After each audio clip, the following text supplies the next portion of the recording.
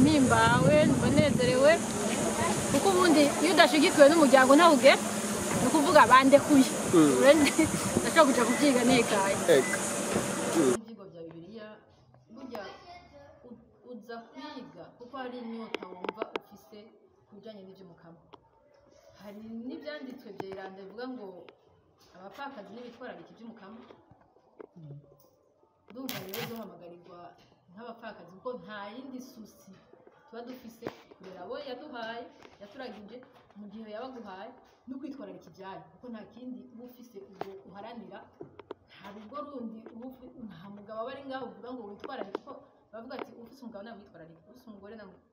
mugabo twebwe natwe tutwararika iby'umukama ko nta yindi susi tuba dufise irengeye iyo Imana yo mwibaburira ko nkuko yatanguye nawe akavyiga kabinonosora akazoza kubaburira ko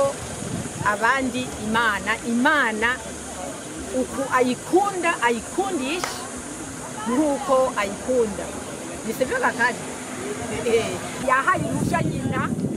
kuko urabona arakwije imyaka 18 uyu munsi ni anniversaire yiwe mbere turakwifurije anniversaire to you. Happy birthday to you. Happy birthday to you, Maria. Happy birthday to you.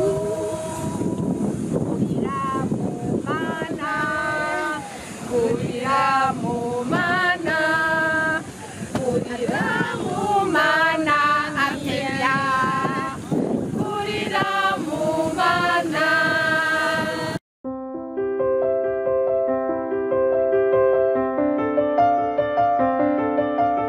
Bakunzi ba Axia Vibes TV iteka ryawe iteka ryanje ukwemera kuvyara ubuzima uno munsi tuje kugira ngo tuganire n'umuvukanyi mu kanya aca twidondora turabwira yuko yitwa Karine mugabo aca twidondora tubwire n'umwidondoro wiwe ku buryo bwiyaguye hanyuma tuje kugira ngo tuganire ku bijanye n'ivyigwa vya Bibiliya ishure imaze igihe kitari gito itanguye kumbure arashobora kubidushikirako gatonya hanyuma duheze tumenye mbega iyo shure mu zukuri abakurikirana ivyo vyigwa vya Bibiliya bungukiki ubuzima bwabo buhinduka gute intambwe na Karine amaze gutera nizihe nuko rero reka nitwiriko turabanyoteza ni Axia Vibes TV iteka ryawe iteka ryanje tumusabe aturamutse hanyuma aheze atuganirire ndabaramukije bakunzi b'inongoresha kure Vibes TV nitwa Zindimo Karine ndi uwo muri mukama amenyekana promotion igira 9 nk'uko bari babinsabye ngo tubaganirire natanguye mu mwaka w'ibihumbi 2020 natanguye kwiga muri iyo promotion igira 9 no kuvuga ko imbere yanje yarandi ma promotion kuva ku ya mbere gushika ku 9 y'umunani hari n'izindi promotion abize ibanga abo twita babanga 1 banga 2 bigi ibanga abo baratubanjirije abo bandi kuva ku ya mbere gushika ku 8 twaje tuza inyuma yabo bigi ibanga nkaba rero nariko ndagira na deuxième niveau ico twita deuxième niveau narisa nugira irangize none ngira mbandanye ivyigwa vya theologia mu gihugu ca Côte d'Ivoire muri université bita UCAO université de l'Afrique de l'Ouest université catholique de l'Afrique de l'Ouest yego nuishi murakoze cyane muratubwiye yuko muje kubandanya ivyigwa vya theologia mbega tube turagaruka gatonya ku vyigwa vya Bibiliya muratubwiye yuko mwatanguranye na 9e promotion uri muri 9e promotion nubwo haraciye imyaka ishika 5 yose uhejeje iyo promotion ya mbere kuri iyo ntambwe ya mbere nuno munsi urabandanya muri mukama amenyekana mbega ubuzima bwawe bwagiye buhinduka gute nakahe kanyamuneza wosangiza abariko barakurikirana badukurikirana kuri televiziyo ngo dusangiza ku bijanye n'ivyo vyigwa wakurikiranye muri mukama amenyekana ubwa mbere nogira nti kwiga ijambo ry'Imana tuvuga ngo ni ivyigwa vya Bibiliya kuja kwicara ugakurikirana ivyigwa vy'ijambo ry'Imana ni ikintu ca mbere cubaka umuntu kandi abibona mu gihe ari muri iyo ntambuko yo kuvyiga iyo umaze iminsi ukuriga nubona ingene ubuzima bwawe bugenda buhinduka inyota ugirira umukama kumenya ivy'umukama kwitwararika ivy'umukama nico novuga kinini kuko uza ufise ico wifuza benshi tuza tuvuga ngo tugomba kumenyera gusoma Bibiliya mu kuza niko wumva tuvuga ngo nje kugira ngo ntangure nimenyereze gusoma Bibiliya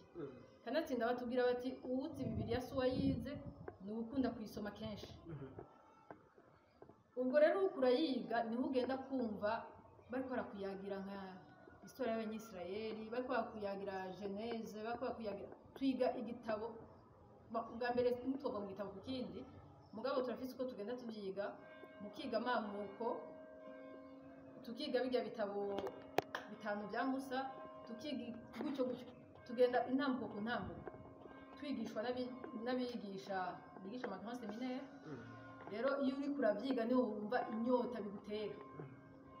niho wumva ya envie kuvuga uti some Bibiliya kuko no munsi ico bakubwiye wumva umengo wobandanya ukirondera naho rero usanga wegenda niyo nivo ya mbere ukaca ugomba kugira n'igira kabiri deuxième niveau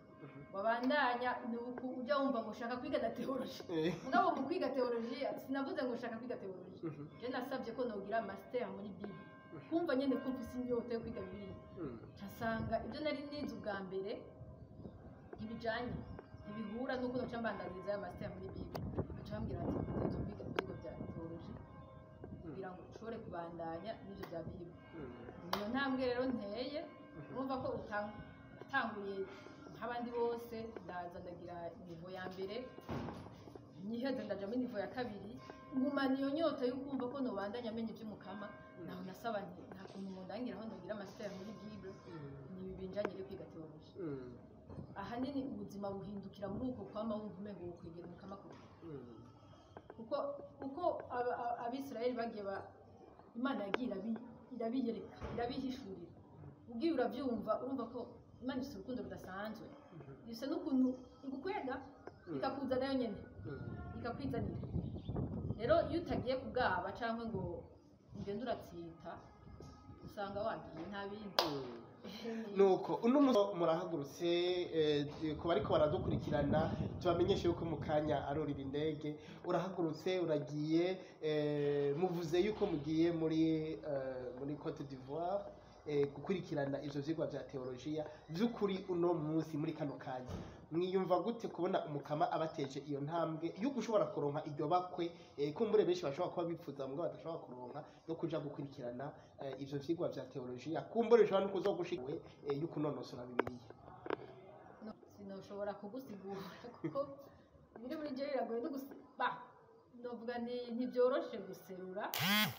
ariko ndumva ko nsa akanyamuneza kadasanzwe kuko n'iteka ridasanzwe umukama baguteye twize turi benshi mugabo urenze uhitwamo muri abo benshi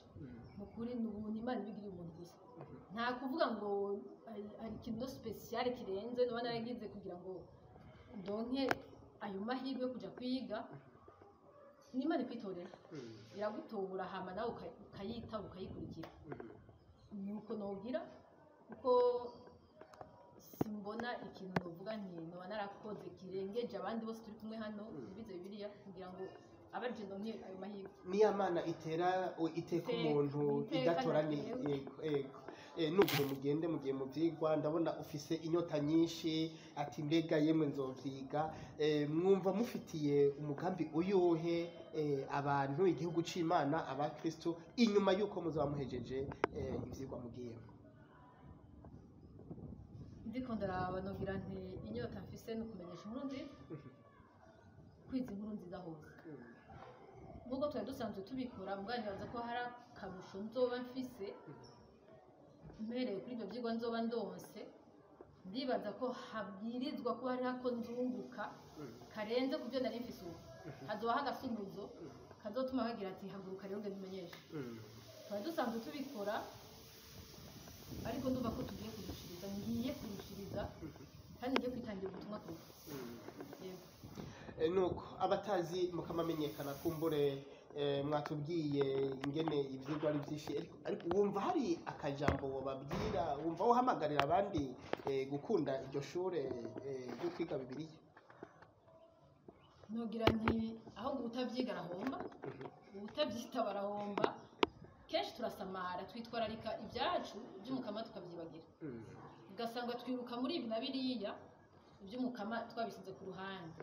ariko ndibaza ko kwiga ijambo ry'Imana kwicara uwo mwanya ukawuhebera Imana kwicara ukagira stop ukavuga uti ubu ni umwanya mpaye Imana nayo ikayaga muri ibyo byigwa twigira yaga ko bajya batubwira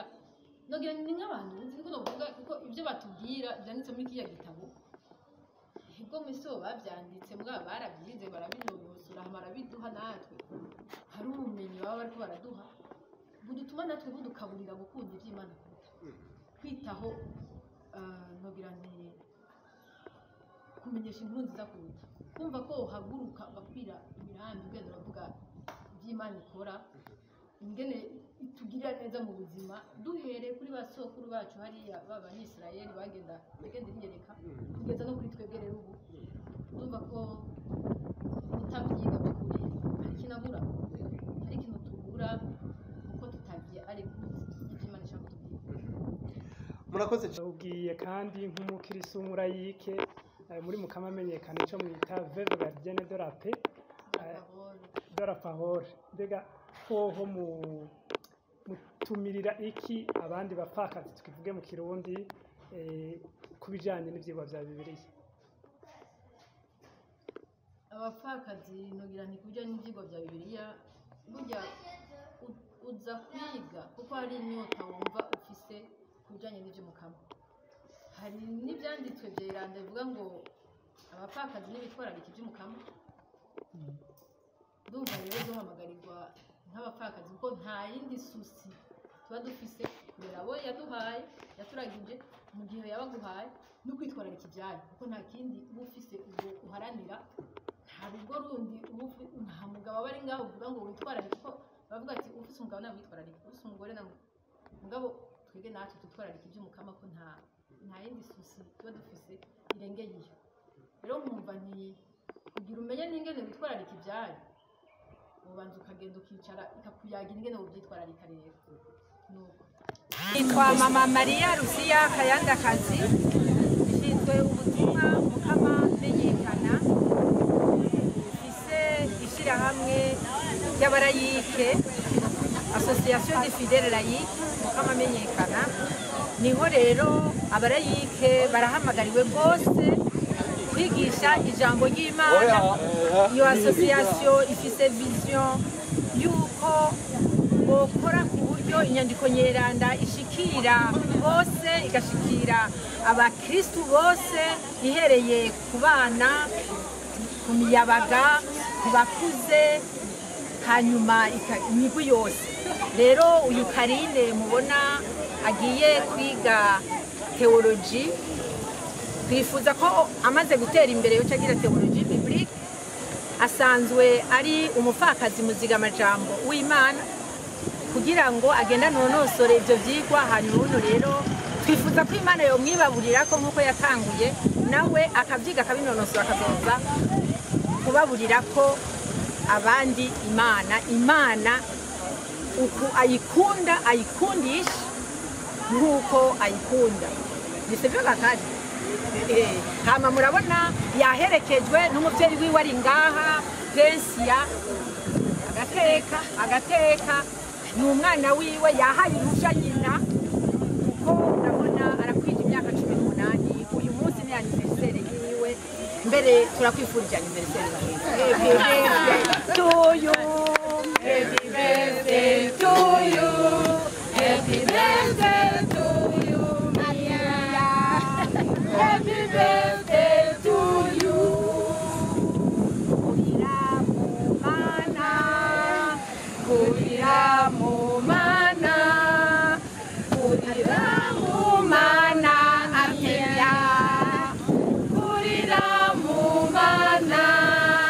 jambo twaganiriye na Karine ariko ubu naho umuryango uragushigikiye turashitse ku kibuga c'indege citiriwe Melchior Ndadaye i Bujumbura mu kanya ugire urira indege umuryango uragushigikiye mwiyumva gute